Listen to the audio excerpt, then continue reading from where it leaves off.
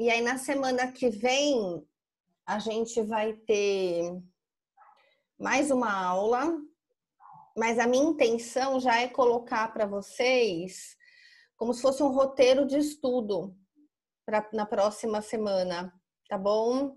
Professora, Oi, Lara. já tem data para a gente fazer aquela prova final? Lara, a gente não sabe ainda. A gente não sabe. Teve toda uma expectativa de que o isolamento fosse flexibilizado, né? Então a gente estava esperando. E aí agora, com a extensão do isolamento até o final do mês, a gente está aguardando as orientações da Unip. Então para a gente ainda também está bem incerto, a gente não sabe. Tá bom? Sim. Eu acho que a Ellen deve entrar em contato com vocês. Assim que ela tiver informação, ela vai passar para vocês. Pode ficar tranquila. Se ela não entrou em contato ainda, é porque ela não tem a informação. Tá bom. Tá bom? Então eu vou colocar para vocês um estudo dirigido. Não um estudo dirigido, mas eu vou fazer um roteiro de estudo, é diferente, tá? Um roteiro de estudo para vocês. Mas é importante que vocês lembrem assim, gente, que essa disciplina, ela é uma disciplina que trabalha alguns pontos do curso todo, né? Do curso de nutrição como um todo. Então, o que eu sugiro que vocês comecem a fazer, até para a formação de vocês, tá? Eu não sei se tem gente que está com um pouquinho mais de tempo ou não. Eu sei que por conta... A gente acaba, às vezes, trabalhando até mais, fazendo mais coisas, né? Mas tentem se estruturar para... Vou dar uma sugestão, tá? Para vocês, cada dia, tentarem dar uma passada de olho em cada disciplina que vocês tiveram e fazer uma listinha daqueles tópicos que vocês têm mais dúvida, sabe? Então, por exemplo, vou dar um exemplo, tá? Eu vou dar uma olhada lá em bioquímica. Nossa, eu tinha uma super dúvida em glicogenólise. Putz, então vou marcar aqui. Aí semana que vem eu vou estudar isso. Então é importante para vocês irem fixando esses conceitos e assim, para vocês irem tirando essas dúvidas comigo nos nossos encontros. Então, provavelmente, não na semana que vem, mas nos outros próximos encontros, no módulo de nutrição esportiva, eu vou dar um artigo para vocês sobre recomendações e vou fazer tipo um quiz para mudar um pouco a dinâmica. E aí depois eu já vou abrir para a gente começar a discutir estratégias, para a gente começar a discutir essas dúvidas. Então vai ficar mais de acordo com a demanda, com o que vocês forem me trazendo. Então tentem rastrear as maiores dificuldades, até com base nesse roteirinho que eu vou passar para vocês. Tá bom? É isso. Então, hoje, olha só, e eu não sei se vocês perceberam, mas até já tinha conversado com vocês no começo da nossa disciplina, eu vou sempre dar bastante material de referência para vocês estudarem. Então, hoje eu coloquei um material bem legal de atendimento nutricional para paciente hospitalizado. É um livro, na verdade, gente, que tem ali várias diretrizes.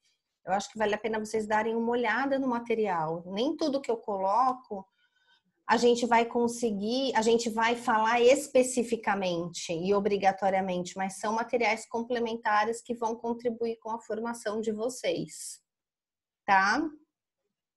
E uma outra coisa que eu tô querendo fazer com vocês, eu tô querendo muito que a gente marque um dia para fazer a apresentação dos trabalhos de algoritmo. Eu acho que vocês apresentarem o algoritmo e a gente começar a discutir um pouco essa lógica de construção do algoritmo e compreensão da doença é bem importante. Eu vou fazer um cronograma dos dias que a gente vai fazer isso, tá bom? É jogo rápido, vocês vão entregar o trabalho, mas nesse dia que a gente combinar, lembra, é só a tela do algoritmo. E aí não precisa todo mundo explicar, vocês vão se organizar. Ah, Samantha, eu quero falar, eu do meu grupo que vou falar só, tudo bem.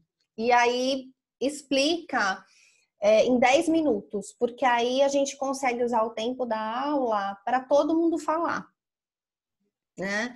E para a gente entender a dinâmica de pelo menos algumas doenças aí que a gente vai, né, que a gente discutiu e que vocês tiveram a possibilidade de ver ao longo da formação de vocês. Tá? Samantha, Oi, Cláudia. vai ser após a entrega do dia 30 ou vai ser antes? Eu tô pensando em fazer na semana do dia 30, eu não sei, tá? Na semana de entrega mesmo. Tá ótimo, tá bom? A gente tem uma colega nova que tá chegando, a Michele, né, Michele? Ela vai fazer a apresentação para a gente. Ela está vindo de uma outra unidade. Ela vai fazer esse trabalho sobre fenilcetonúria. A gente acabou de conversar aqui, que eu acho que é um tema bem desafiador, que normalmente vocês têm dúvidas quando vocês pegam crianças com fenilcetonúria. Então, para a gente contemplar. Michele, quer se apresentar? Ai. Não? Tá bom, então já te apresentei. Tá, tudo bem. Então, se a Michele, né, se alguém puder dar uma assistência aí para a Michele em termos de material, tal, eu vou agradecer bastante, tá bom, gente? Michele, você quer passar algum contato teu aí pelo chat? Eu tô no grupo já do WhatsApp. Então já foi acolhida, então tá tudo já. certo. Obrigada, professora. Beleza, tá bom? Então vamos começar a falar um pouquinho aí do nosso idosinho? Vocês abriram o caso? Então, ó, vamos conversando sobre esse paciente. Imaginem assim, ó, que a gente está na sala de aula, que a gente está numa roda lá na sala de aula, tomando um café, comendo um bolinho e falando da vida e do paciente. Certo? Então, vamos lá. Vou abrir aqui. Deixa eu compartilhar com vocês.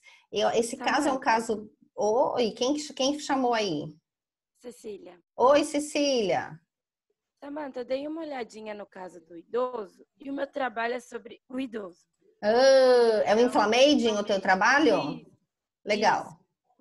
E aí, eu comecei a dar uma pesquisada e a gente dividiu, né, o trabalho para cada um dar uma pincelada em tudo. Tá. E eu fiquei com um grupo de risco.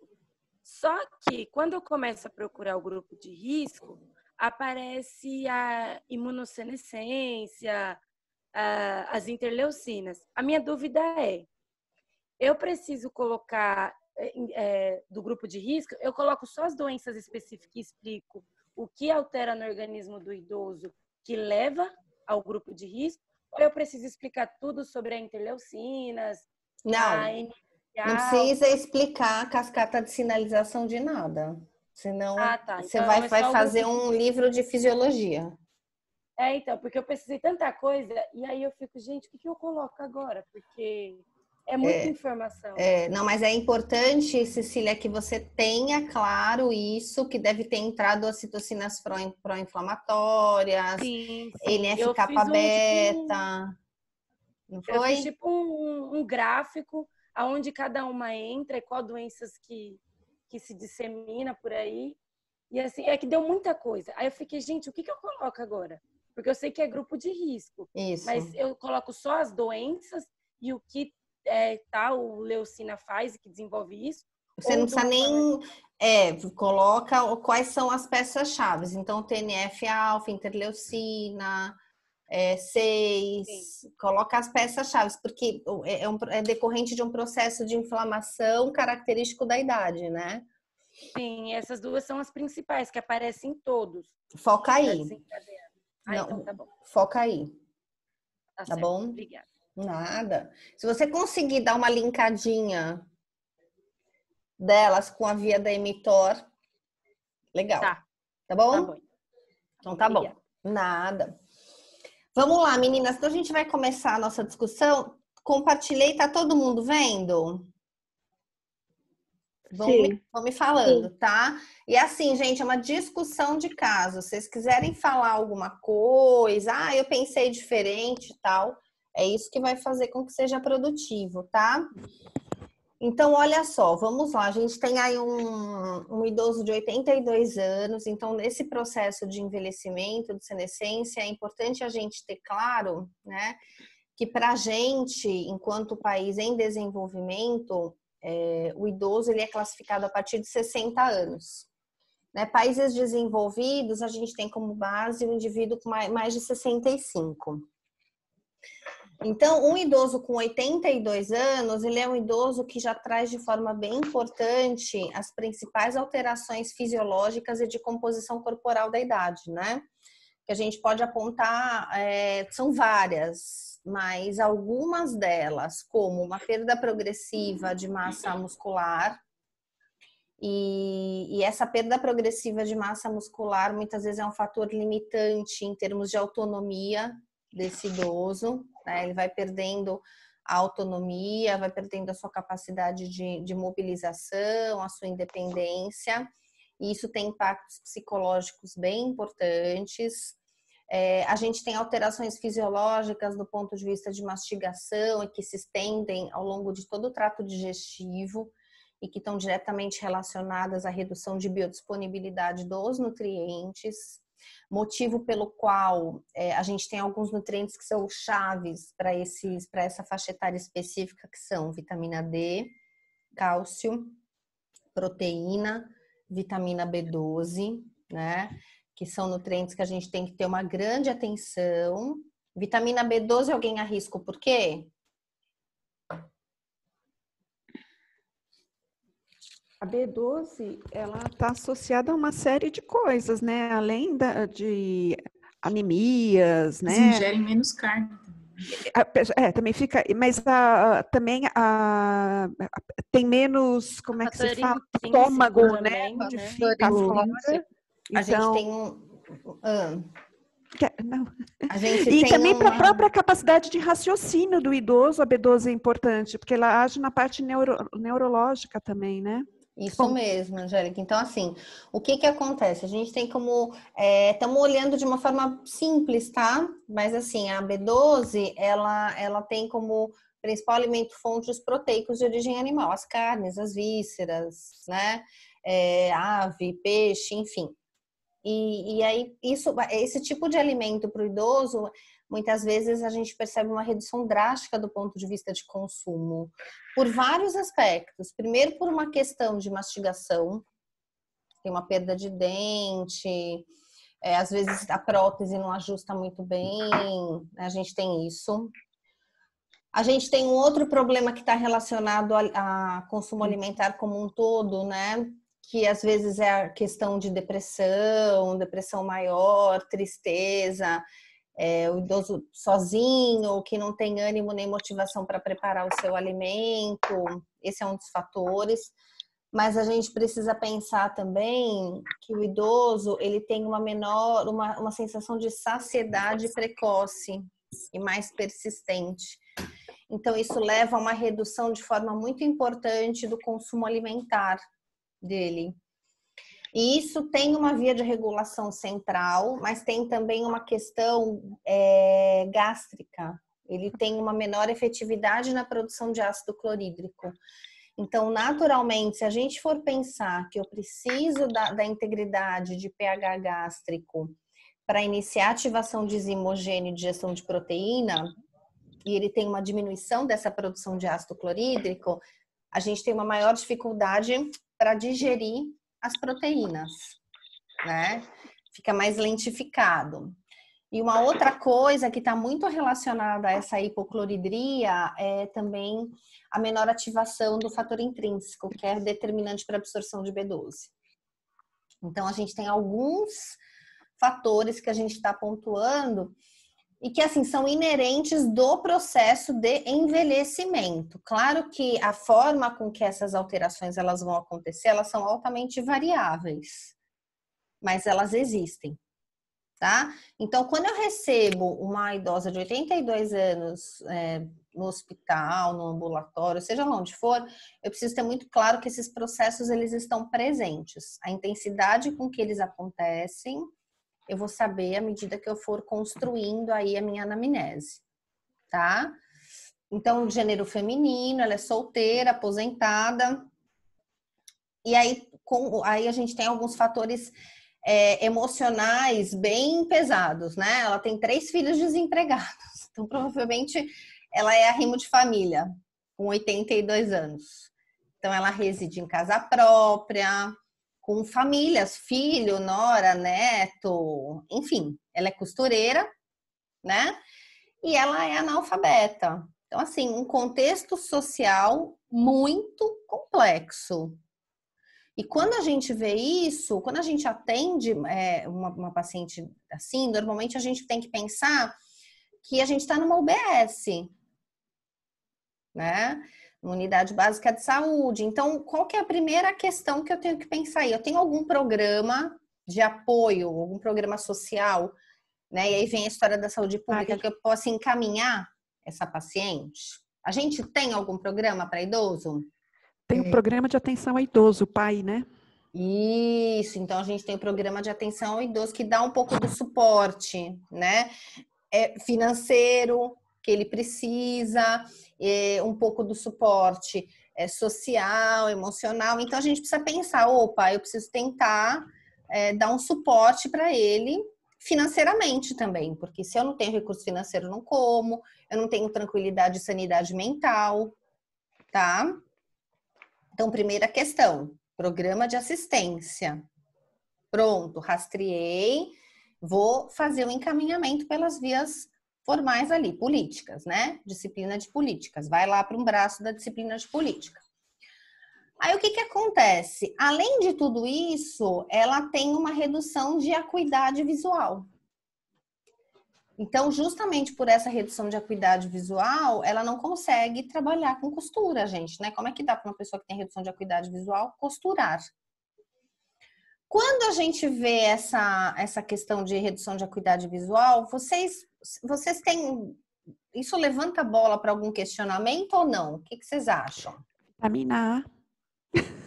Então, olha lá. Então, legal, a gente pode pensar assim, opa, essa questão de acuidade visual, ela pode ser inerente da idade, né? Mas pode também vir agravada por uma carência de vitamina A na forma de retinol. Ok, então vou guardar essa informação, mas em algum momento eu vou recrutar novamente, tá? Ela não fuma, parou de beber há 10 anos, né? E aí, quando a gente tem uma informação dessas, de algo que era um hábito, né? Ou de algo que acontecia e existe um relato de que não acontece mais, a gente precisa entender um pouco o cenário que essa mulher está vivendo, né? Então, um cenário de estresse, de grande responsabilidade. Então, de forma muito gentil, quando for possível, é importante que a gente questione se de fato existe uma ausência do consumo de álcool, tá? Porque, às vezes, há 10 anos atrás eu tomava, sei lá, tomava todo dia. Hoje, eu consumo 3 vezes na semana, 4 vezes na semana, mas qual? Qual é o teor alcoólico? Então, a gente sabe de todas as questões metabólicas e nutricionais, né, do consumo de álcool, então principalmente nessa idade. Ela não pratica atividade física e isso é um agravante com relação à preservação de massa magra, questão de autonomia. Mas ela faz as tarefas domésticas, então se a gente quiser ser mais criterioso, vale a pena a gente perguntar que tarefa doméstica é essa. Porque uma coisa é ela te falar assim, eu lavo uma loucinha e os meus filhos, a minha nora, eles fazem faxina. A outra, ela virar para você e falar assim, não, eu lavo o banheiro, eu esfrego o chão, né? Então, de certa forma, essas atividades cotidianas, elas não equivalem a um exercício físico programado. Eu já vi isso aí o que o César fala tanto para vocês, na aula de nutrição e esporte. mas é pelo menos uma atividade que gera um certo estímulo, tá? Então é importante a gente focar e falar, olha, mas que atividades domésticas são essas que a senhora faz, com que frequência, como é que a senhora termina muito cansada, termina com alguma dor, tal. E essa outra informação, gente, é uma informação super desafiadora e muito recorrente. Qual é o peso habitual? Muitos idosos não sabem o peso, né? E às vezes acabam te referindo um peso de 10 anos atrás, de 5 anos atrás, tá? Então, assim, a gente precisa fazer a aferição de peso, lembrando que por conta de todas as modificações de composição corporal que esse idoso tem, né? A gente tem limites mais flexíveis de classificação de índice de massa corporal, né? Então, a gente tem lá um dos pontos de corte, 22 a 27 quilos por metro ao quadrado, que é a faixa de normalidade. De um deles, a gente tem frisancho, a gente tem Hannes, né? Então, lembrem ali das aulas de avaliação nutricional com a Natália, é isso? Com quem? A Morita. Com a Eli. Morita não, né? Com a Eli Morita é uma Murata. amiga minha, Murata. Então, lembrem lá que a gente tem vários pontos de corte, né? Enfim, muito bom. E que a gente precisa tentar descobrir um pouco esse peso. Mas para essa fase, gente, quais são os indicadores mais importantes antropométricos que vocês colocariam assim no top? Sabe, top 10? Quais? Circunferência do braço. Circunferência da... O que é assim? Circunferência de braço, o que mais? Aquela da prega... Como é que se fala? Palmar, prega palmar, eu acho que... Apreensão palmar. Palmar, isso. Apreensão palmar que a gente... Panturrilha. Então, ó, temos lá força de apreensão palmar, a gente vai discutir tudo isso, que eu preciso do dinamômetro, né? Circunferência de braço, circunferência de panturrilha, o que mais? Mas tem uma circunferência abdominal. Polegar. O que mais? Área muscular de braço, circunferência muscular de braço, né? Então, assim... O abdominal também, circunferência abdominal? Circunferência abdominal. E aí, assim, gente, eu preciso ter uma intenção muito clara na hora que eu vou avaliar essas medidas. Por que eu estou pensando, principalmente na questão da apreensão palmar? Por que eu estou pensando em circunferência de braço e depois área muscular de braço, circunferência muscular de braço? Porque eu quero ver o status muscular dessa idosa. É super importante a gente olhar qual é o status muscular dela, em que estágio ela está. E, obviamente, através de circunferência de braço, de dobras cutâneas e de medida de gordura central, circunferência de cintura, circunferência abdominal, eu saber se ela tem um perfil de adiposidade muito grande, se ela tem algum risco para comorbidades, né? Porque viajando aqui, essa redução de acuidade visual, será que não pode ser resultado de uma hiperglicemia que ela não soube me relatar e que é muito frequente em pessoas de 82 anos? O que a gente precisa entender? Que os idosos, muitas vezes, contam as coisas até a página 2. A gente precisa esmiuçar um pouquinho mais, né? Por quê? Veja se isso nunca aconteceu com vocês. Você está conversando lá com o idoso, você fala assim, você tem pressão alta? Não. Aí você começa a conversar, toma um beta-bloqueador. Mas a minha pressão está normal, então eu não tenho a doença. Então existe uma confusão muito grande em ter e estar controlado e não ter. E aí, às vezes, achando que não tem, eles não te reportam. Tá? Então é uma consulta às vezes que a gente precisa ter muita calma, a gente precisa despender um tempo a mais para essa consulta, tá? Então assim, eu preciso olhar de forma muito atenta, eu preciso entender que cada variável antropométrica tem um propósito, né? E eu preciso olhar de forma muito cuidadosa para essas variáveis. Samanta, uma dúvida. A da panturrilha, quando nós estamos num lugar que você não tem o adipômetro, né? Por exemplo, em hospital se faz muito da panturrilha para ver se a pessoa está perdendo, mas não quer dizer se ela já perdeu. Você não tem esse parâmetro, seria isso? Não tem. Na verdade, assim, se é uma paciente que você acompanha há muito tempo no ambulatório, por exemplo, você sabe exatamente o movimento que ela está fazendo. Agora, vamos pensar no hospital, né? Que é onde, de fato, a gente usa muito panturrilha. A gente tem lá aquele ponto de corte de 31 centímetros que está até descrito nas mini avaliações, na mini avaliação de triagem para idoso, né? Por que a gente acaba fazendo? Porque às vezes o idoso está acamado, eu não consigo aferir outros indicadores de forma tão precisa.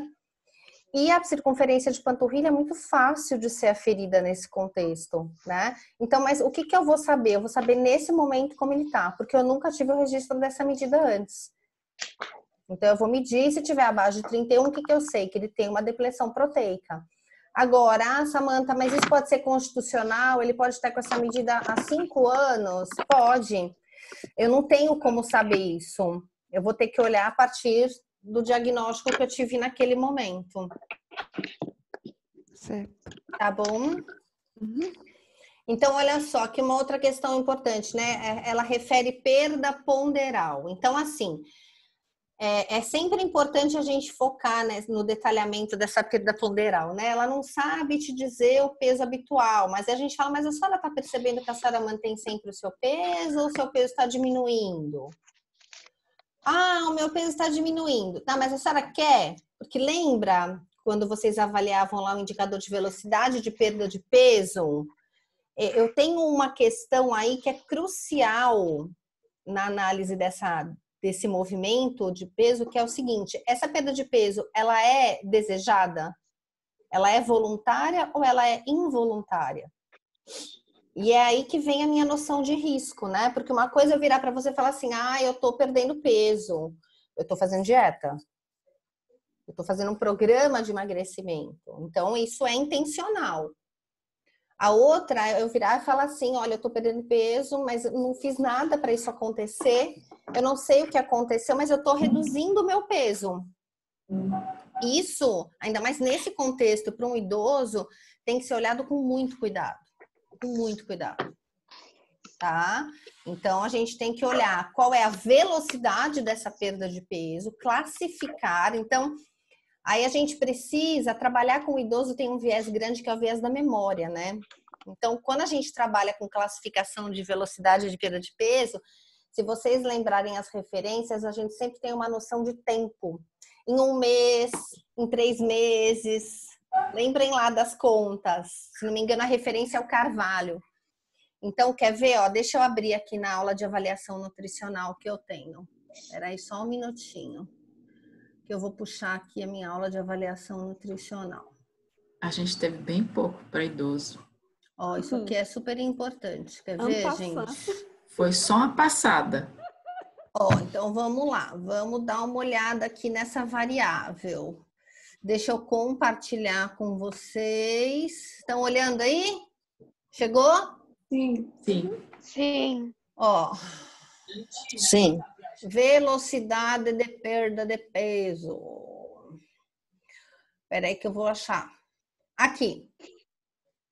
Então, eu preciso ter o peso habitual. Então, você não vai virar para o idoso e falar assim, qual é o teu peso habitual? Não. Qual é aquele peso que você se manteve por mais tempo, né? E ainda você corre o risco dele falar assim, não sei. E aí você não vai conseguir fazer o cálculo da velocidade, tá? Mas se a pessoa ou se alguém próximo souber relatar isso, então você vai colocar lá, peso habitual, tá? Menos o peso atual, que você vai ter que aferir corretamente, dividido pelo peso habitual vezes 100. Pronto. Aí, olha lá, então a classificação é Carvalho, 1992. Então, o que você vai ter que fazer? Depois que você fez esse cálculo, gente, esse cálculo, a partir do momento que eu multiplico por 100, eu estou pegando uma informação em percentual, né? Eu vou ter que avaliar o período em que essa perda de peso aconteceu. Então, por exemplo, a senhora percebeu que esse peso, né, diminuiu em que período de tempo? Em 1 mês, em 3 meses, em 6 meses. E aí vamos supor que esse cálculo tenha dado 10%, estou jogando uma margem bem alta, tá? Para ficar bem evidente. 10% em 3 meses. Então, o que você vai fazer? Ó, um período, olha, eu tive aqui perda de peso moderada, mais do que 7,5% em 3 meses. É mais do que 10. Não se encaixa aqui, porque aqui tá falando mais do que 10 em 6 meses, não é? A minha referência foi de 3. Tudo bem? Então, ó, mais de 7,5 em 3 meses. Então, ela tá com uma perda de peso moderada, que eu preciso investigar. Só que para eu ter certeza disso, você vai ter que olhar a questão clínica dessa idosa. Então, por exemplo, ela tem ascite.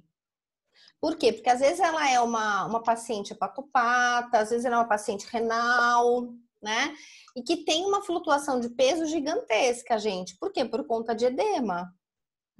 Então, nesses contextos, então, por exemplo, um paciente que tem um grande tumor, que está submetido a um tratamento para redução dessa massa, à medida que essa massa reduz, eu tenho redução de peso também. Então, a gente tem algumas variáveis que me fazem não olhar com tanta atenção para essa velocidade de perda de peso. Então, antes eu preciso ter a certeza se esse fator é importante. Então, o que eu vou ter que fazer? Eu vou ter que ver, por exemplo, se ela faz uso de diurético, eu vou ter que ver se ela edemacia muito, e se esse edema, ele é um edema de membro inferior, superior, se ele é um edema generalizado, que ele está nasarcado, se é ascite. Se tiverem todas essas variáveis, gente, é muito difícil você usar isso como referência, porque a perda de peso pode estar acontecendo simplesmente por uma oscilação dessas questões. Tá bom? Muito bom. Então, vamos voltar lá para nossa idosinha lindinha. Deixa eu pegar aqui. Achei. Voltou a compartilhar com vocês? Voltou. Beleza. Então, perda ponderal, essas questões. Está fazendo sentido isso que eu estou falando, gente? Vocês estão relembrando da matéria? Sim. Legal. Então, ó, então ela sabe que ela teve perda de peso, mas ela não sabe dizer quanto. Nunca teve tratamento dietético, ela nunca fez acompanhamento com nutricionista, né? E ela teve, olha só que dado importante. Ela falou assim, olha, há 2 meses atrás eu tive 4 dias internada por causa de uma gripe. Opa! Aí a gente começa a ver essa questão da perda de peso, se aconteceu por aí, se foi uma gripe de fato, como é que foi isso, tá? Então, olha só. Aí a gente tenta resgatar a história, né, familiar dela. Olha, não sabe nada, só sabe que os pais morreram por velhice. E não sabe, ela tinha 7 irmãos, ela não sabe o que aconteceu com esses irmãos. Então, não vai dar pra gente trabalhar antecedente familiar. Esqueça. Tá? Então, a gente vai focar onde? Na história médica pregressa. Olha só. Então, aquela internação que ela te falou que foi por uma gripe, você descobriu que foi pneumonia, né? E ela teve alguns episódios de diarreia. Então, o que a gente vai tentar linkar? Será que essa perda de... Primeiro, por quê, né? Primeiro, por quê? Porque a gente... Difícil linkar a pneumonia com diarreia, né? Aqui não tinha coronavírus na época, né, gente? Pensei nisso na hora que eu tava lendo. Falei, Quando o caso foi feito, não tinha coronavírus. Eu juro pra vocês que foi uma coincidência, tá? Ela não tem o desfecho, não vai ser Covid. Tudo bem? Mas assim, a gente vai tentar entender que doença ela teve para saber se foi um processo agudo, se é um processo crônico, porque isso vai nortear a minha terapêutica, né? Então, olha só, aí as coisas começam a acontecer, a gente começa a descobrir, ó, eu tenho problema cardíaco, mas eu não sei o nome. Então, o que a gente orienta? Olha, dona bonitinha, então a gente vai descobrir qual é a doença, e a partir de agora a senhora vai andar com um papelzinho anotado. Os problemas de saúde que a senhora tem e os remédios que a senhora toma, né? Alguém tem que anotar, né? Porque ela não sabe escrever. Chama a família, família, vem aqui. Vamos olhar com atenção para isso, tá bom? Às vezes a gente precisa intermediar esse tipo de situação. Ela não pode não ter noção nem registro da doença que ela tem. Se ela tiver um mal súbito e precisar ser assistida, né? Olha só, então, medicamento. Ela relata que o médico passou um remédio, aí a força, né, do porquê a gente precisa encaminhar ela para programa de assistência. Que ela teve foi feito um diagnóstico que ela não lembra que doença ela teve. O médico passou um remédio que ela não teve condições de comprar, não é distribuído pelo SUS.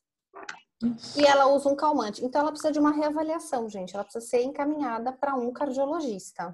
Para ontem, tá? E uso de calmante natural, a gente precisa saber que calmante é esse. Ai, Rivotril. Né? Porque não tem aquela história da receitinha caseira? Ai, toma, é tão bom, eu tomo para dormir, é maravilhoso, tal. Ela é cardiopata, ela é idosa, a gente não sabe se tem interação, a gente não sabe nem que doença ela tem, né? Até as infusões podem ter efeitos aqui, gente. Então, assim, a gente não tem que assustar, mas a gente tem que orientar e a gente precisa de um familiar junto. Isso é fato. Tá? Então, que calmante a senhora usa? Quanto? Fale, quem que tá falando? É Lara. Oi, Lara. A gente pode também ver se tem algum prontuário dela na UBS, né? Deve. Alguma outra consulta. Sim, deve. Normalmente, quando o paciente marca, né, isso já é feito. Se é o paciente da UBS, já vem o prontuário para a gente, mas com certeza sim. Porque às vezes, né, como a UBS, o paciente ele é encaminhado para a UBS de proximidade da casa, se esse médico é um médico do Sistema Único de Saúde, tudo me indica que ela foi para aquela UBS ali. Se aquela UBS que você está atendendo tem aquela especialidade. Uhum. Tá? Agora, a gente precisa pensar também que talvez seja interessante a gente encaminhar essa família para o NASF. Né? Porque talvez ela precise de um monitoramento em casa. Tá bom? Então, a gente pode pensar se houve um encaminhamento, se não houve o porquê e se vale a pena a gente encaminhar para o NASF.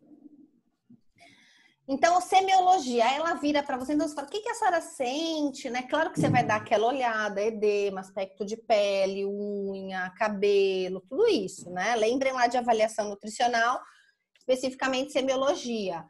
Mas aí você vai falar assim, a senhora sente alguma coisa? Ela te fala que ela fica dispneica. E aí, não acende um farol vermelho? Problema cardíaco, né? Que não é tratado.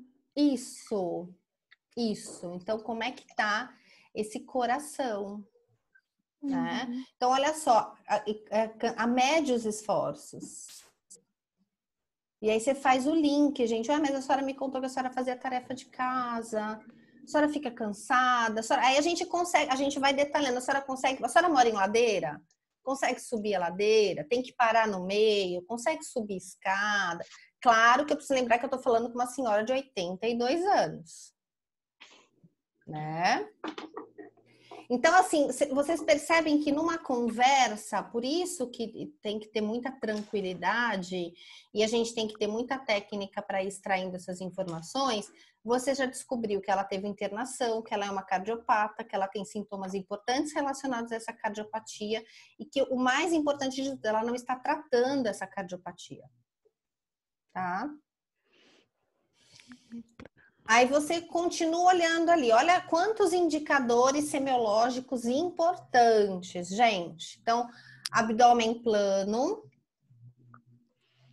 depressão moderada de tecido subcutâneo. Opa, essa depressão, a gente precisa lembrar que eu tô olhando isso, mas eu não aferi dobra também? Então, é hora que eu começo a conversar com esses meus indicadores, tá? Então, tecido subcutâneo, que é exatamente onde a gente faz o pensamento de dobra, está sendo depletado. Eu estou mobilizando o quê? Energia, reserva energética. Aonde? Na região supra e intraclavicular. Aqui, que não é um indicador de desnutrição energética? Aqui, tá?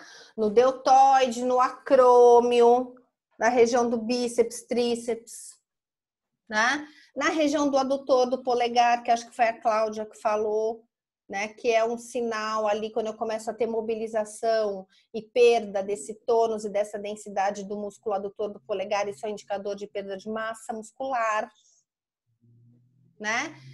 A gente tem uma depressão de têmpora, essa bola de gordura de Bichard, então tá encovadinha.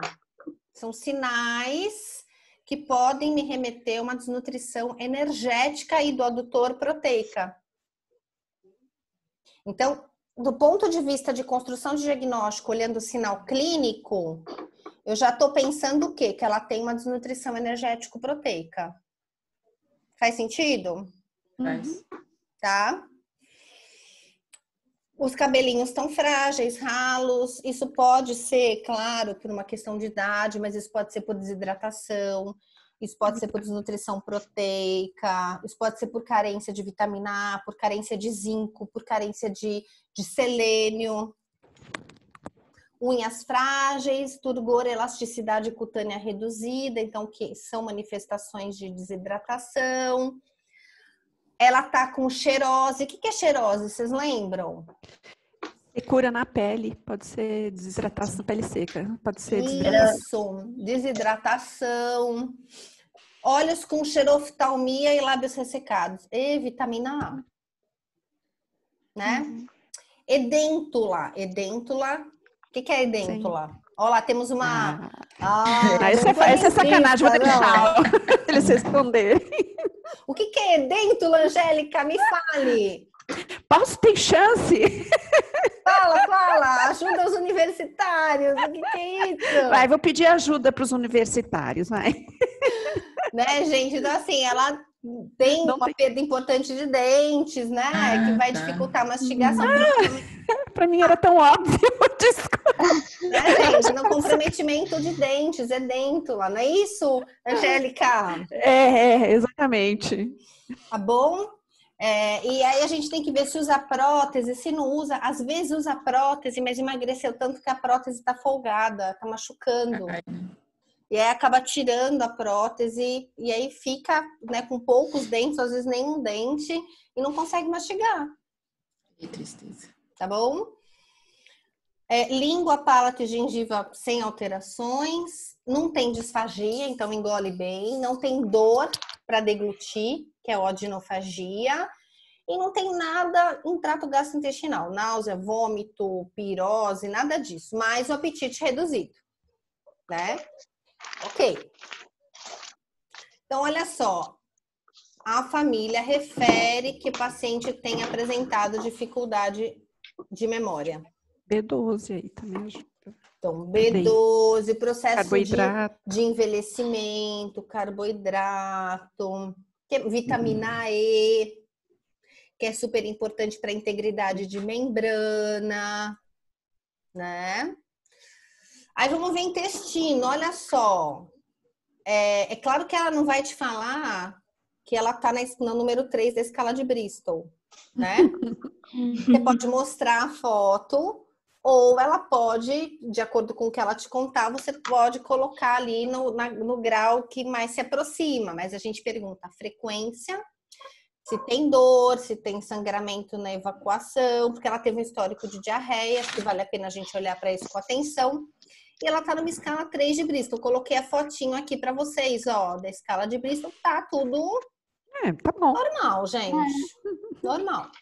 Tá? Então, não temos, neste momento, nada que nos preocupe com relação à evacuação. Muito bom. Urina. A senhora faz xixi? Faço. Dói? Arde? Não. Que cor é o seu xixi? E aí, claro que você não vai mostrar com a legenda.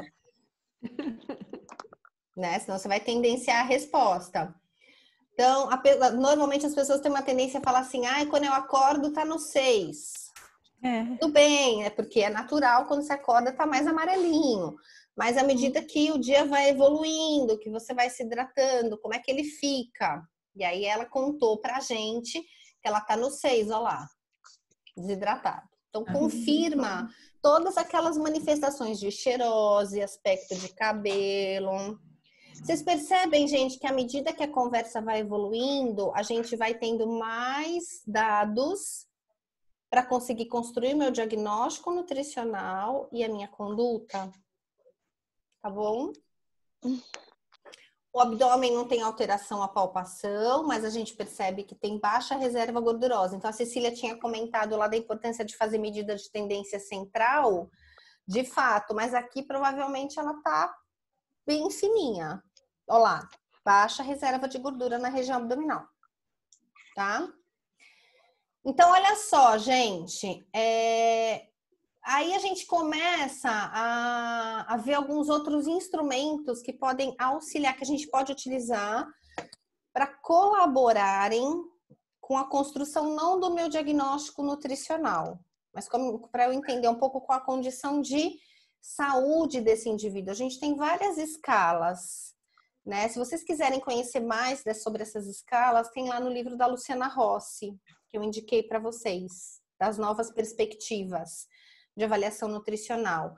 O mini exame de estado mental é muito legal a gente fazer esse tipo de olhar para o idoso, tá?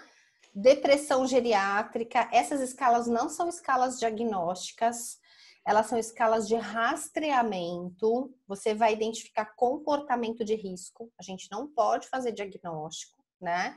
Então, você vai identificar comportamento de risco para verificar se do ponto de vista nutricional a gente pode orientar e também o encaminhamento, tá? Para a especialidade necessária. Atividade básica de vida diária, então dá para a gente uma ideia do background proteico que ela tem e também da autonomia, e a minha avaliação nutricional, que a gente não faz nesse contexto porque ela não está hospitalizada, né? Lembrem lá que a minha avaliação nutricional é um instrumento de triagem hospitalar, que é validada para idoso. Se vocês forem lembrar da aula de avaliação nutricional, a gente tem várias escalas. Não sei se foi a Francis que deu para vocês em nutrição clínica ou se foi a Murata. Não sei, em avaliação. Acho que foi a Fran. Que quando o paciente dá entrada no serviço hospitalar, a gente precisa fazer triagem desse paciente, né? E a gente tem instrumentos... Foi a Natália em avaliação? Foi. Tá. Então, o que acontece? Porque a gente tem o quê, gente? A gente tem instrumentos validados para fazer triagem nutricional em cada uma das faixas etárias. Então, a minha avaliação nutricional é para idoso. Então, eu aplico, eu desenvolvo aquela escala, né? Aquele questionário.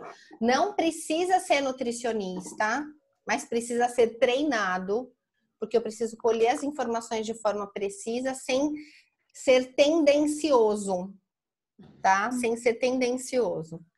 Então, a gente aplica e automaticamente, quando eu aplico, eu tenho que informação se o paciente é de risco ou se o paciente não é de risco, né? Lembrando que pelo fato dele ser idoso, isso já é uma pontuação a mais na escala. Principalmente acima de 70 anos, eu tenho que somar um pontinho a mais lá no final, lembra? Tá? Ela tem 80 e pouco, então ela vai ter um score a mais, simplesmente pela idade. E aí, o que acontece? Quando eu aplico isso, automaticamente eu vejo se ela tem risco ou não. E aí, lembram que o meu cuidado muda? Muda no quê, gente? O que difere num paciente com risco e sem risco? Lembra lá. O que difere? Tá. Risco nutricional e idoso? Então, vamos supor, apliquei a escala, vi que ele tem risco, que esse idoso tem risco. E aí, o que vai mudar na minha postura de um indivíduo com risco e sem risco? Por que eu aplico? As atitudes, não é isso? Se é uma coisa muito emergencial, você muitas vezes tem até que internar. Não sei já se entrou no pronto-socorro. Então, o que acontece? Já entrou. Já entrou. Então, já vai ser internada. Já vai ser internado. Mas, principalmente, o que, gente? O nível de atenção que você precisa dar. Então, se eu tenho um paciente idoso com risco, eu preciso monitorá-lo. E aí você tem que ver o Mais protocolo vezes, né? várias UTI. vezes no dia, lembra? Geralmente Sim, vai para sim. UTI. Vai para UTI, né? Vai para UTI. Mas aí, Normalmente vai para UTI ou para SEMI. Uhum. E aí, o que acontece? Esse paciente de risco, você tem que fazer avaliação antropométrica, avaliação bioquímica, avaliação de consumo alimentar. E você precisa revisitar esses dados, às vezes, mais do que uma vez no dia. Aquele paciente sem risco não quer dizer que ele vai internar e você vai esquecer da vida com ele. Não é isso, mas você tem vai... um espaço a mais, né? Isso, Tati, tem um espaço a mais. Você não precisa monitorar diariamente. A gente tem lugares que monitoram a cada 2 dias, por exemplo. Tá? Então, é super importante isso para você determinar a logística do serviço. Quem é o paciente que eu preciso estar mais próximo, que eu preciso olhar de forma mais cuidadosa, os mais indicadores. E aquele que eu tenho mais flexibilidade, não menos cuidado, mas mais flexibilidade no monitoramento. Tá bom? Isso não quer dizer que essas classificações não possam ser dinâmicas. Eu posso ter um idoso que entrou bem, que no meio da história descompensou, e eu vou ter que entrar com ele no protocolo de monitoramento diário. Tá? Tudo bem? Claro? Então, olha só os dados antropométricos. Peso, 44 quilos. Aferir, medir. 44. Tem 1,65 m. Olha o IMC, 16,17 quilos por metro ao quadrado, gente. A hora que eu coloco no percentil, lembra lá que eu vou usar aqui, eu posso usar Sabiopas ou o Hannes, né? O Hannes menor que percentil 10, baixo peso. Normalmente de 10 a 90 é o normal, né? Normal entre aspas, mas assim, é o esperado. Mas lembra, aquele idoso que está muito pertinho do 90 e aquele idoso que está muito pertinho do 10, eles estão eutróficos, mas com um olhar muito diferente daquele que está no P25, por exemplo. Uhum. Tá? Porque a gente sabe o quê? Principalmente se eu estiver falando de paciente hospitalizado. Aí a gente abre isso para todas as faixas etárias. Entrei no hospital, a chance de emagrecer é enorme. Né? Então, se vocês forem olhar os relatos de Aspen, que foi, na verdade, a instituição que fez o instrumento de triagem para adulto, a gente tem uma estimativa de que aproximadamente de 30% a 40% dos pacientes que dão entrada no hospital vão desnutrir, gente. Tá? Então, quanto mais perto do percentil de limite inferior ele tiver, maior a chance dele se tornar um desnutrido. Isso não quer dizer que um paciente que tenha um percentil 50 de IMC não possa estar desnutrido, hein? Uhum. Tá? Não é isso. É que agora a gente está colocando uma lente de aumento em antropometria. Por isso. Então, olha só. Então, tanto de acordo com o Hannes quanto de acordo com o OPAS, é baixo peso. Ponto. Opa, complicado, né? E é bem baixo peso. Tá? Para idoso, não é menor que 21? Então, a gente tem um outro ponto de corte que é 22 a 27. 22, que é por tá. lipsticks. Lipstick É, é uma outra referência. Nós aprendemos. 22 a 27. Ó, quer ver? Deixa eu puxar aqui de novo a aula de avaliação. Vamos olhar aqui, Você vai colocar essa pra gente também? Que teve coisas que nós não tivemos, Samantha. Posso pôr? Obrigada. Quer ver, ó? Ó, 22 a 27. Uhum. Foi isso daí que a gente aprendeu. Opas, ó. Opas a gente não aprendeu, nem ouvimos falar. Então, ó, sabe opas. Prazer.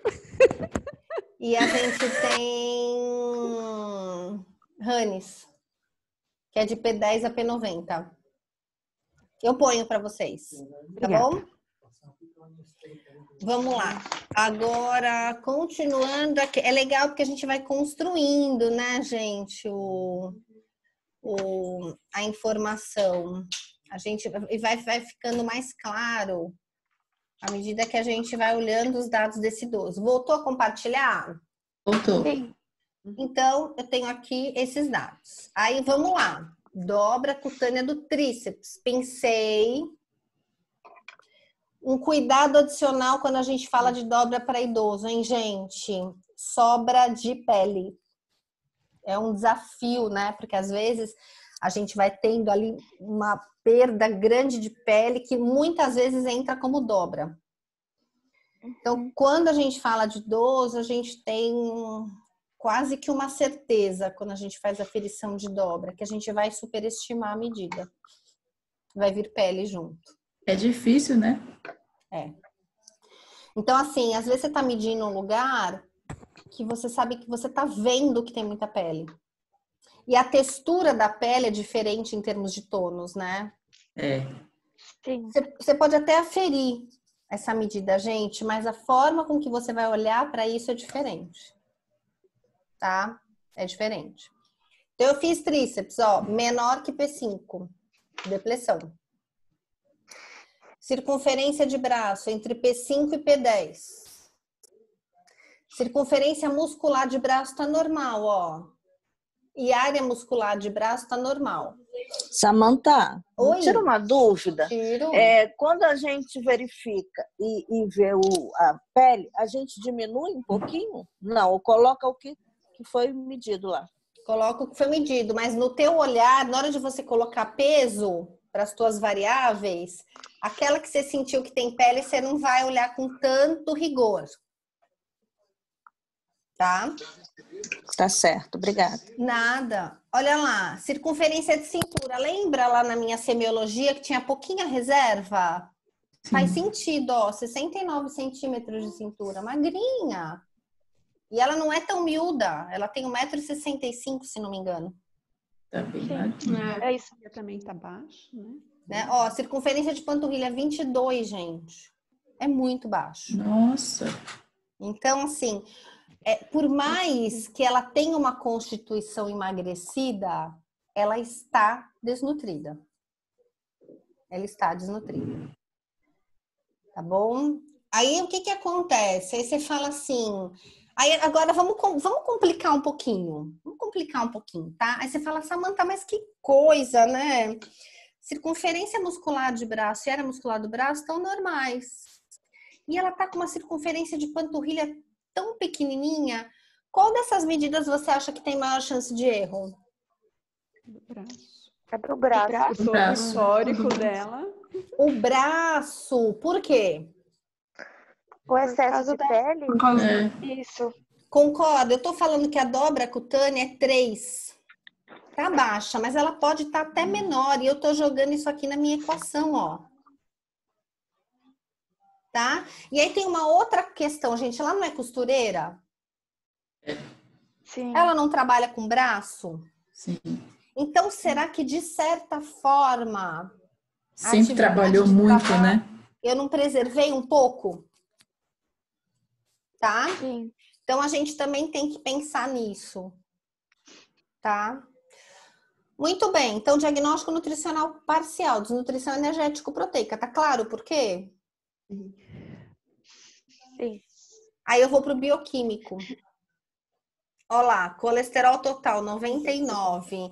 A gente tem algumas referências que mostram, gente. É claro que a gente não quer que ninguém tenha o colesterol estratosférico, mas a gente tem alguns consensos de idosos que nos dizem que aqueles idosos que têm um colesterol total muito baixo, isso pode estar relacionado a baixa energia, a baixa reserva de energia.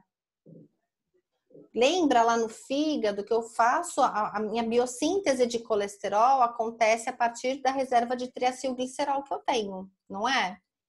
Se eu tenho pouco triacilglicerol, se eu tenho pouca reserva de energia, e aí eu preciso lembrar que o que está no fígado, de certa forma, também reflete o que eu tenho no corpo, tá? Eu tenho pouco material para fazer síntese de colesterol. E aí o meu colesterol abaixa, tá? Ah, Samantha, é um consenso, então eu vou olhar esse indicador e eu vou falar que ela é desnutrida energética? Não, é algo que ainda é sugerido, mas eu vou pensar a respeito, tá bom? LDL, ok. HDL baixo. Não faz transporte reverso de colesterol. Então, olha que interessante. Se eu tenho um HDL desse, vocês concordam que o colesterol poderia estar um pouquinho mais alto? Eu não faço transporte reverso. E tá tão baixinho, deve ser porque eu tenho pouco para movimentar. Hemoglobina 10,3, tá baixa. Tem aí provavelmente uma anemia. Hematócrito 32. Olha a albumina, depressão moderada. Então, aquilo que eu via do ponto de vista antropométrico está confirmando aqui, ó. Ela tem uma depressão moderada de albumina.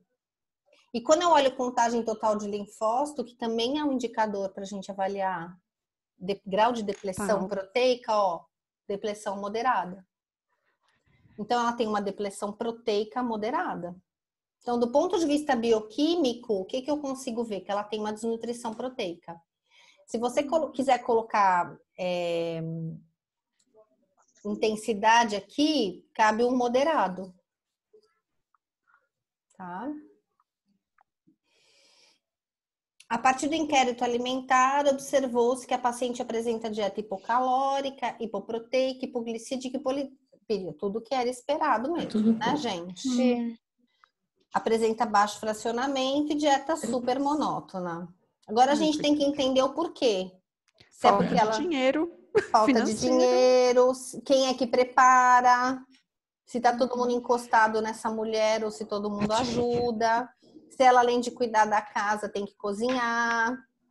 A gente tem que entender um pouco da dinâmica da família. Sim. Então, diagnóstico nutricional final, desnutrição energético-proteica. Tá? Olha só, gente, aí eu coloquei algumas coisas aqui, hein? Que são sugestões. Com base nisso, veja se vocês concordam. Então, eu vou traçar os meus objetivos. Não adianta você traçar 20 objetivos, gente. Né? Se você tiver um monte de objetivo, tenta dividir a curto, médio e longo prazo. Só que não se esqueça que se você for fazer a médio e longo prazo, ela precisa estar em acompanhamento ambulatorial ou no NASF. Tá? Então, promover ganho de peso e de massa corporal. Então, para eu fazer isso, eu preciso garantir... Aí, agora a gente vai aonde? Objetivo. Então, conduta. Promover balanço nitrogenado positivo. Dieta com 30 quilocalorias por quilo de peso. Não é isso? Com dieta normoproteica, para a gente manter balanço nitrogenado. Então, lembrando, quando a gente fala conduta, são os valores que você vai tomar por base para fazer o seu cálculo, né, e a sua intervenção. Melhorar ganho de massa muscular. Então, para melhorar ganho de massa muscular, o que eu preciso pensar? Preciso pensar lá em síntese proteica. Para fazer síntese proteica, eu preciso ter zinco, eu preciso ter vitamina A, eu preciso ter magnésio, eu preciso ter cálcio. Eu preciso que ela faça exercício físico, Angélica, sim, para que eu tenha um estímulo de síntese proteica para ativar minha via de mTOR, entre outras. Tá? Eu preciso de boa hidratação, que eu preciso ter um ambiente favorável para as reações acontecerem. As reações de desaminação, né? Para que a gente faça o ciclo da ureia e que ela consiga eliminar essa ureia. E eu preciso restaurar a imunidade dela, porque lá em cima a gente viu que na contagem total de linfócito tem uma depressão moderada. Tá bom? E aí a gente tem algumas... Fala. A questão cardiopata dela, a gente não coloca, então, como objetivos, porque é a longo prazo, é isso? Podemos colocar, sim. Como é que você colocaria, Cecília? Encaminhamento. É que eu fiquei meio que em dúvida, né? Porque ela tem um medicamento que ela não tomou. A gente precisaria fazer um exame para saber em que nível ela tá também, né? Sim. Não sei, eu não... Eu fiquei com dúvida nessa parte, por isso que eu perguntei agora nos objetivos. Então, porque para a gente conseguir fazer tudo isso, atividade física, a gente tem que, sei lá, ela não pode fazer muito esforço, que ela já está apresentando cansaço a médio esforços, né? Então a gente ainda não tem diagnóstico, certo? Então, como é que a gente pode atuar nesse momento? A gente pode observar o valor de pressão arterial dela, para ver se ela está hipertensa ou não. E a gente pode trabalhar um pouco em cima do conforto nesse momento. Que conforto? Ela está com dispneia, ela consegue comer, porque às vezes o paciente fica tão dispneico que ele não consegue comer. Então, eu vou trabalhar consistência, redução de volume, fracionamento, e eu preciso encaminhar ela com urgência para o cardiologista, porque ela não pode ficar dessa forma. Você pode até fazer dosagem de sódio, potássio. Vale a pena a gente, como ela está desidratada, vale a pena a gente fazer dosagem de ureia, de creatinina, que provavelmente ela pode estar com ureia elevada. Isso pode ser por conta de catabolismo proteico ou pode ser por conta de desidratação, ou os dois juntos. Mas assim, a gente não consegue atuar de forma muito concreta na cardiopatia nesse momento.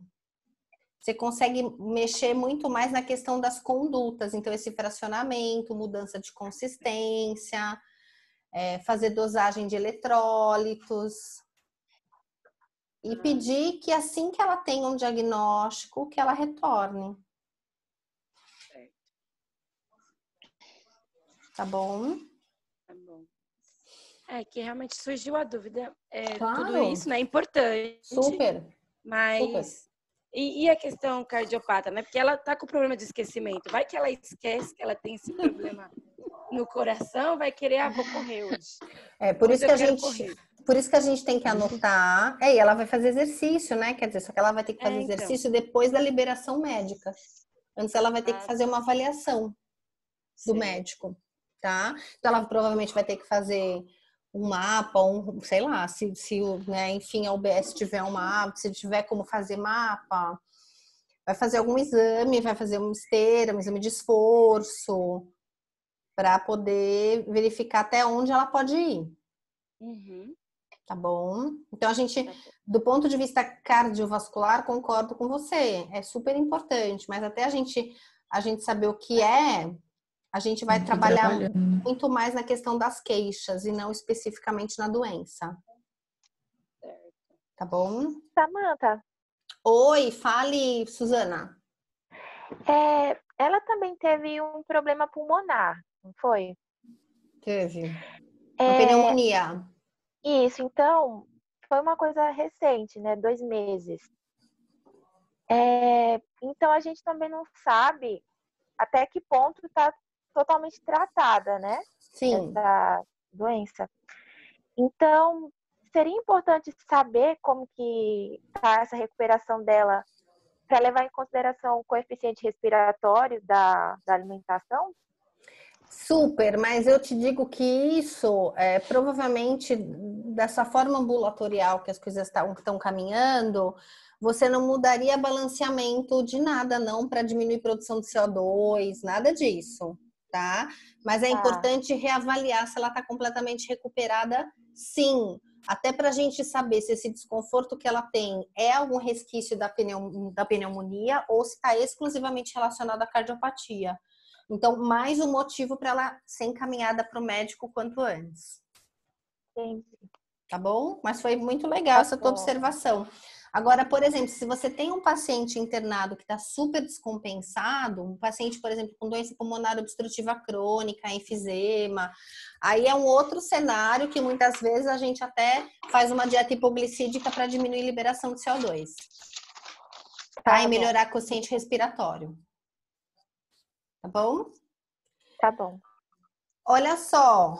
Então, aqui, ó, de acordo com o ESPEN, né, a Sociedade Europeia de Nutrição Enteral e Parenteral, aqui uma recomendação para idoso, isso aqui eu tirei, gente, daqueles documentos que eu coloquei para vocês que são complementares, tá?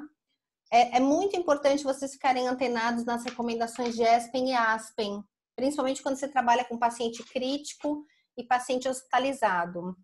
ESPEN é a Sociedade Europeia de Nutrição Enteral e Parenteral, e a ASPEN é a Sociedade Americana de Nutrição Enteral e Parenteral. Depois eu vou colocar para vocês aqui no fim da aula, gente, um congresso que vai ter, se eu entendi tudo direito, é gratuito, mas que eu acho que vale a pena vocês olharem, deixa eu procurar aqui, que é bem de nutrição clínica, é um congresso internacional, mas ele é online.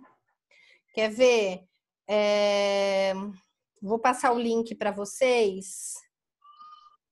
Eu já vou abrir aqui e já falo. Se vocês puderem se inscrever e já começar a Samantha em inglês, a treinar, a olhar, a participar, eu acho que é legal, tá bom?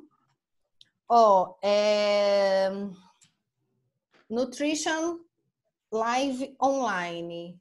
Deixa eu ver qual é a sociedade. American Society for Nutrition Foundation.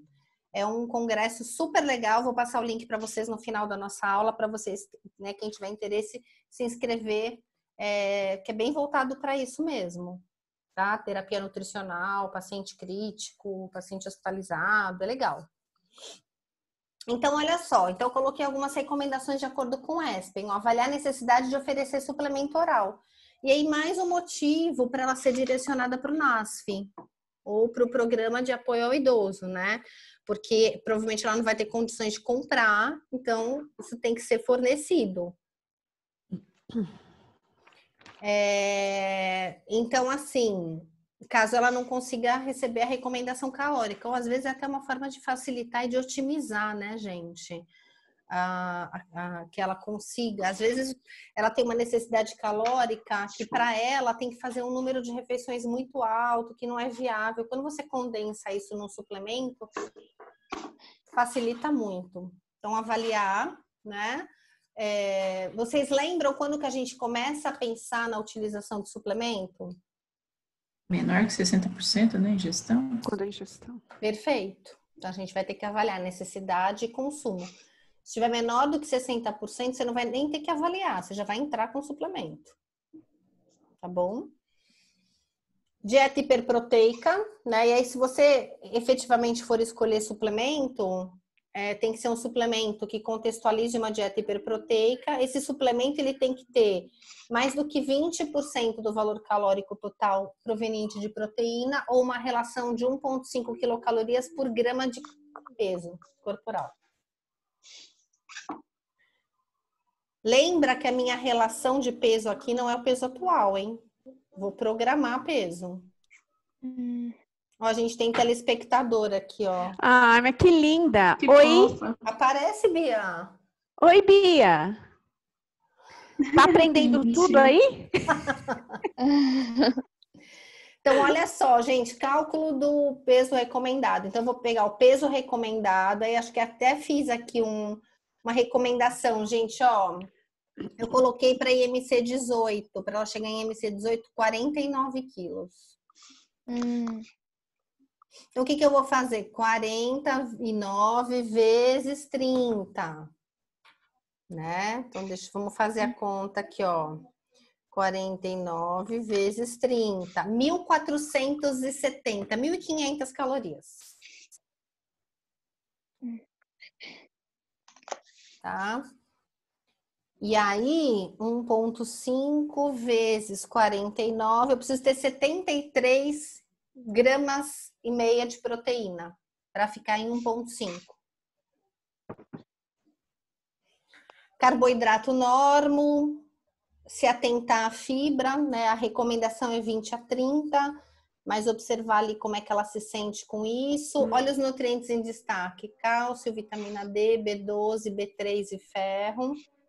Por que B3, gente? Porque B3 está diretamente relacionada a metabolismo de carboidrato, produção de energia para fazer síntese de proteína, né? Síntese de anticorpos, enfim, ela precisa ter energia disponível. Amanda, tenho duas dúvidas. Fale. Na falta de uma. No caso dessa paciente, para ela ter muita idade, entrar com uma dieta hiperproteica, nós temos que ter certeza que ela não tem nenhum problema renal, né? Sim, sim. Precisamos. Senão entraria com basicão, 1,2 e se não tiver certeza. Entra no normal, porque para ela já vai ser um ganho, porque ela tá com uma dieta. Se você quiser ser conservadora, se você ficar na dúvida se tem ou não, né, essa doença renal, porque às vezes está linkado, né, cardiopatia, doença renal. O que você faz? Trabalha com normal, pode ser até 1,1. Seja conservadora, veio o diagnóstico, aumenta com segurança, porque mesmo uma dieta para ela normal já vai ser um ganho, porque está tudo muito abaixo. E a outra dúvida é que, assim, em algum momento, que eu não estou lembrando, a B6 é necessária quando você usa B12, porque parece que elas meio, quando uma está alta, a outra vai... Regula a bioconversão.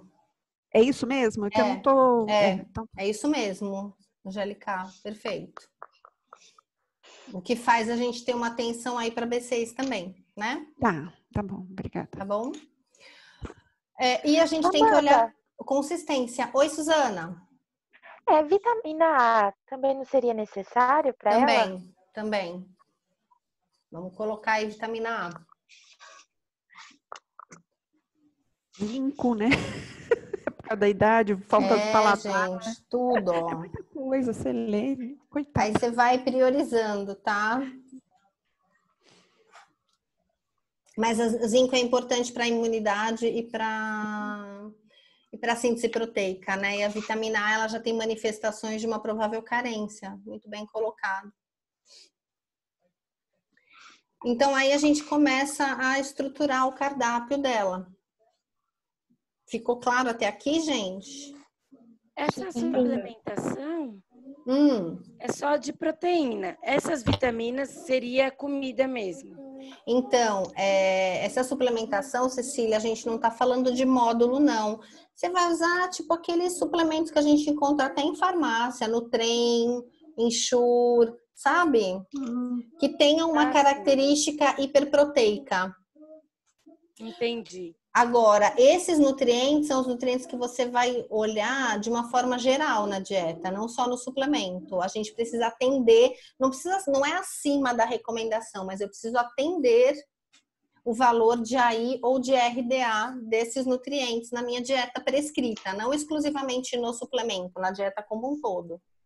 Certo, porque geralmente esses suplementos com proteína, eles não vêm só proteína, né? Vêm várias outras coisas. E aí com a alimentação, e assim, é que tem a biodisponibilidade, né? O que vai primeiro, o que vai depois. E aí eu fico pensando, se ela consumir esse, e aí ela consumir mais o da alimentação, tem um excesso, porque eles vêm em grande quantidade, né? Não vem em pouca quantidade. Não, mas a característica do suplemento vai estar computada no cálculo da tua dieta total. Ah, tá, entendi. Tá, então vamos supor, ó, eu tenho lá que fornecer 75 gramas de proteína total, dia. E aí eu vou dar para ela um suplemento de 20 gramas de proteína. Já tem que tirar. Eu vou tirar, então eu tenho que oferecer pela dieta 54, porque ela já tem 20 do suplemento. Certo, entendi agora. Entendeu? Aham. Até aqui tudo bem, gente? Sim. Então, hoje a gente termina, são 11h30. Só que a gente vai fazer assim, ó. Eu vou deixar engatilhado para vocês pensarem isso aqui, ó. Suposição. O paciente retorna ao hospital após 15 dias com acidente vascular cerebral. E vai ter que entrar em terapia nutricional enteral. Quais seriam os procedimentos adotados? A gente vai conversar sobre isso na aula que vem. Tá bom? Bom. Dúvidas? Não. Não? Foi legal, a gente discutiu bem. Então, assim, gente, eu vou salvar essa aula e vou deixar disponível para vocês, para quem quiser ir olhando. Tá bom. Vai, a aula também de idoso, né? E aula de idoso, vou pôr para vocês. Tá bom? Obrigada. Obrigada, Samara. Tchau, gente. Obrigada, Samara. Tchau. Até semana que vem. Até. Tchau, professora. Até semana que vem. Tchau.